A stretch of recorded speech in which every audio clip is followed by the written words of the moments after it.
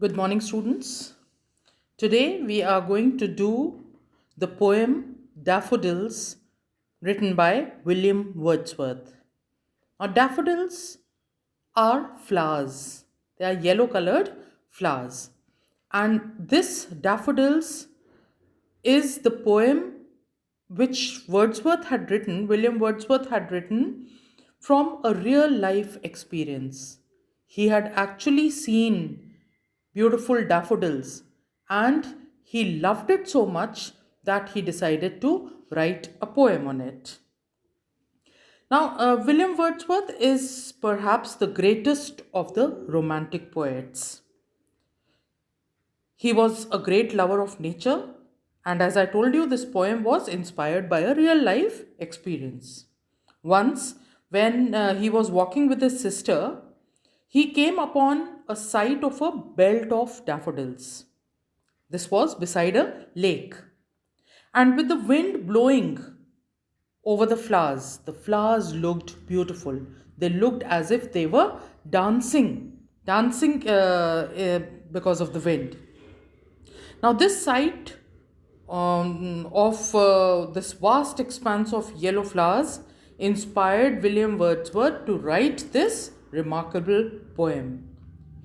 And he goes on to tell the readers, that long after he had had this experience, only even the memory of the sight would lift up his spirits. Whenever he was sad, whenever he was depressed, he would think of those daffodils and his spirits would be lifted up. So, today we are going to do this poem, Daffodils. First, I am going to read it to you and then I will explain line wise.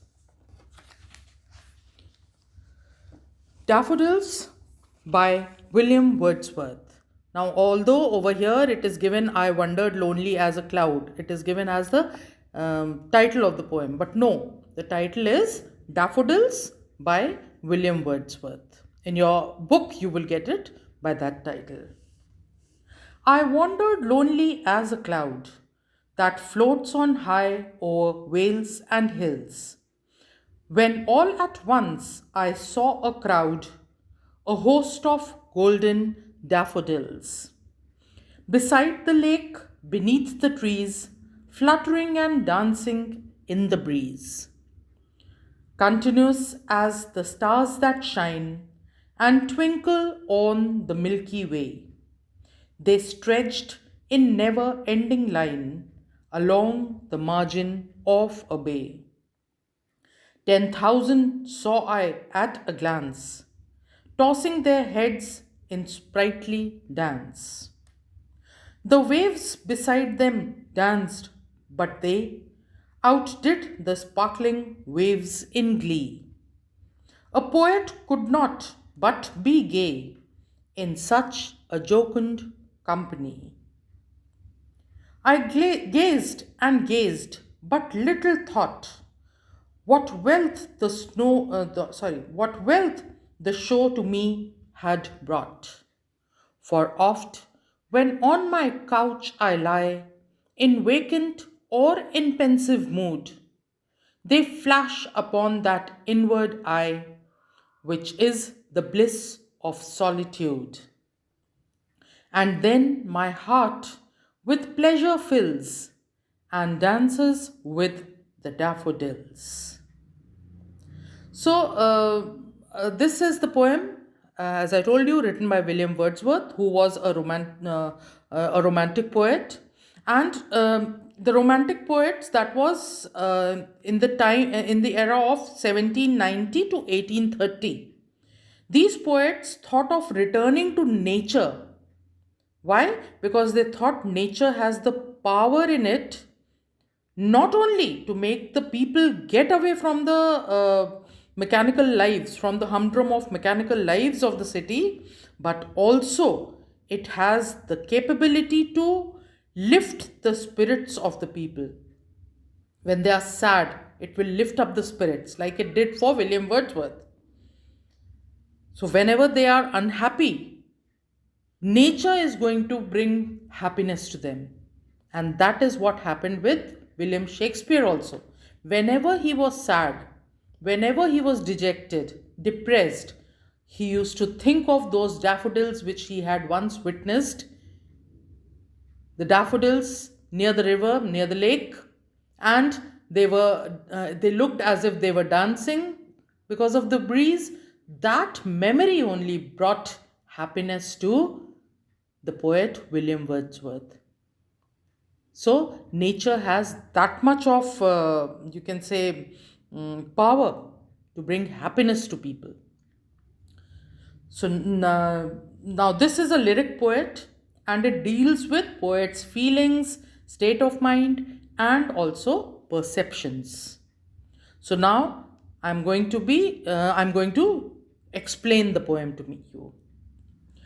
I wandered lonely as a cloud that floats on high o'er vales and hills. So the poet says that the poet was wandering alone, just like a cloud, like the cloud keeps on wandering. In the same way, the poet was wandering like a cloud, and he was roaming around from one place to another, just like the cloud floats over the valley and the hills. In the same way, he was also wandering from one place to another. See, that floats on high o'er vales and hills. High H, hills H. So, repetition of the consonant sound H. That means this is alliteration. So, this is how you see the poetic devices that are there in the poem. Now, when all at once I saw a crowd, a host of golden daffodils. So, once the poet says that once when I was wandering, just like the clouds wander above the valleys and hills, I was also wandering. Just then, suddenly I saw a crowd. A crowd of what? Not people. A crowd of flowers. Which flowers were these? Golden daffodils. A host of golden daffodils, large number of golden daffodils. So, crowd mainly is used for people. And when he says that I saw a crowd, a large number of golden daffodils, this shows that daffodils have been personified over here. So, the poetic device personification has been used here. Beside the lake, beneath the trees, fluttering and dancing in the breeze. So, further, he describes the flowers, that is, daffodils. He says that they were golden daffodils. Why? Because daffodils are yellow in color. So, they were golden daffodils which were beside a lake, and they were beneath the trees. There were huge trees above them. So these daffodils were all spread out where? Beside a lake, beneath the trees. And they were fluttering. What is fluttering? Moving in quick, light movements. Why were they fluttering? Because of the breeze that was blowing, because of the wind that was blowing. So when it was fluttering, moving, it looked as if they were dancing. So the breeze made them dance. And who dances? People. So that is why, again, this is personification. Daffodils have been personified by the poet by saying that they were dancing because of the breeze. Continuous as the stars that shine. Again, alliteration. S and S. Stars shine. So these daffodils were continuous. That means from one stretch to the other, from one place to the other, they stretched. They were all daffodils, daffodils, daffodils from one place to another. Just like the stars in the sky. It's a huge sky, and from one part of the sky to the other part of the sky, what can we see? Stars that shine. So they were continuous as the stars that shine and twinkle on the Milky Way. What is a Milky Way? Milky Way is a galaxy which contains our solar system, and it also contains millions and billions of stars.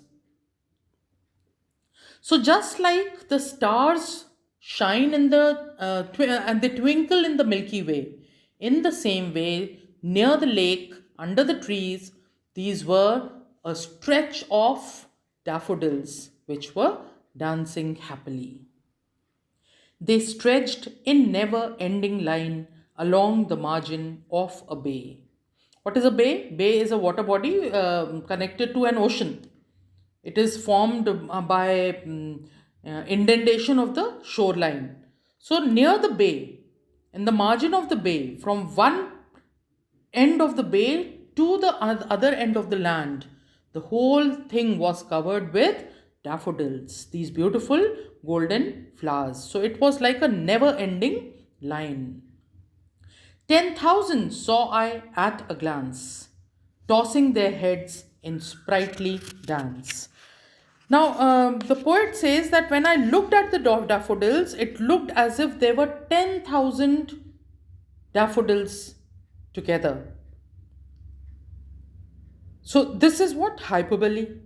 Hyperbole is what? Exaggeration of ideas. Now, can you see, or can you, even when you see something, when you look at the stars, can you count them? No. In the same way, when he saw so many daffodils, you think he counted? No. But he just exaggerated the number and he said, 10,000 of them I saw together. So, this is hyperbole over here. So he says that I saw, when I looked at them, as I glanced at them, I saw that there were 10,000 of daffodils and they were tossing their heads. Tossing means moving suddenly. Why? Because they were moving because of the breeze. So they were tossing their heads in sprightly dance. Sprightly is full of life. So they were dancing. And since they were dancing, this is again personification. Then the waves beside them danced, but they outdid the sparkling waves in glee. Now the poet says that the waves in the nearby lake also seemed to be dancing. And they were sparkling. Why were the waves sparkling? Why were they shining? Because the sun rays were falling on it. And as the waves move, the sun rays that fall on them, they make them look as if the waves are sparkling. So these sparkling waves also were not better than the beauty of the daffodils. The daffodils' beauty was better than those sparkling waves. The beauty of thousands of daffodils surpassed the beauty of the sparkling waves. A poet could not but be gay in such a jocund company. So he says that the poet, he became happy. Over here, the poet is William Wordsworth. The poet became happy because he was in such gleeful company, happy company. Jocund is happy. He was in the company of happy daffodils, which were dancing, which were very happy and moving, tossing their head. So, in that company of the happy daffodils, even the poet became very happy. I gazed and gazed, but little thought what wealth the show to me had brought. And the poet further says that all that he could do was stare at those daffodils. He was continuously staring at the daffodils, and the sight before him amazed him. He was amazed at the wealth that it had brought to him. That was the wealth of happiness. The wealth that was brought to him of happiness was because of the beautiful, lovely looking daffodils. For oft, when on my couch I lie, in vacant or in pensive mood. Now, in the end of the poem, the poet says that whenever he is sad, whenever he lies on his couch, in a sad and thoughtful mood, in a pensive mood, means vacant and pensive means sad and thoughtful mood. They flash upon the inward eye, which is the bliss of solitude. Then he says, when he lies on his couch in sad mood, thoughtful mood, Then the memory of those daffodils flashes in front of him. It comes in front in his mind, and what does it bring to him? Happiness again. At that time when he saw them, he was happy. And even their memory brings back happiness to him. So, whenever he is sad, he thinks about those daffodils and his mood again changes. From sad, he becomes happy. Why? Because he thinks of those beautiful daffodils. So, that is when that memory flashes in front of his eye, then he gets complete happiness. Even in his loneliness, he gets the company of those happy daffodils and he becomes happy. And then my heart with pleasure fills and dances with the daffodils. And then my heart, at the thought of those daffodils only, my heart is filled with pleasure. And it makes me feel as if I also am dancing with those daffodils.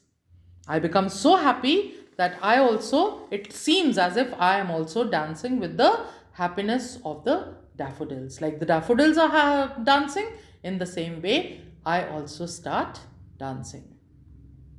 So, what basically the poet has tried to convey in this poem is that if you are amidst nature, if you are with nature, then the scenery around you, the things that you see around you, it is not only daffodils.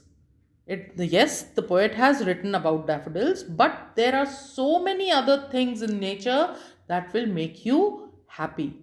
From your sad mood, your mood will shift and it will go to happiness if you are amidst nature.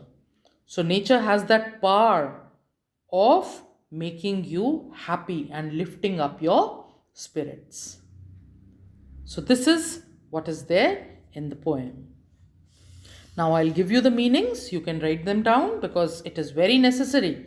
When you read the poem next time, if you have the meanings with you, you will understand it better. So, where Daffodils is written, first over there you can write, it is a lyric poetry which deals with the poet's feelings, state of mind, and perceptions. Now, what is a lyric poetry? Lyric has come from the word lyre, lyre, which is a musical instrument. So, a lyrical poetry means a poem which can be sung. Now, in the modern times, of course, lyrical poetry is also meant to be read, but earlier it was meant to be sung. So, that comes from the word lyre, which is a musical instrument. Now, wandered, moved around without purpose or direction. Floats, carried along by moving air. Vales, valleys. Over here, you can underline H of high and H of hills and write alliteration over there. Then a host, that means large number of. So I saw a crowd, a host of golden daffodils is personification here.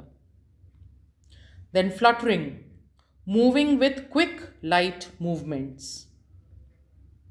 And again, this line, fluttering and dancing in the breeze, is personification. Then next line, next stanza, first line. Continuous as the stars that shine.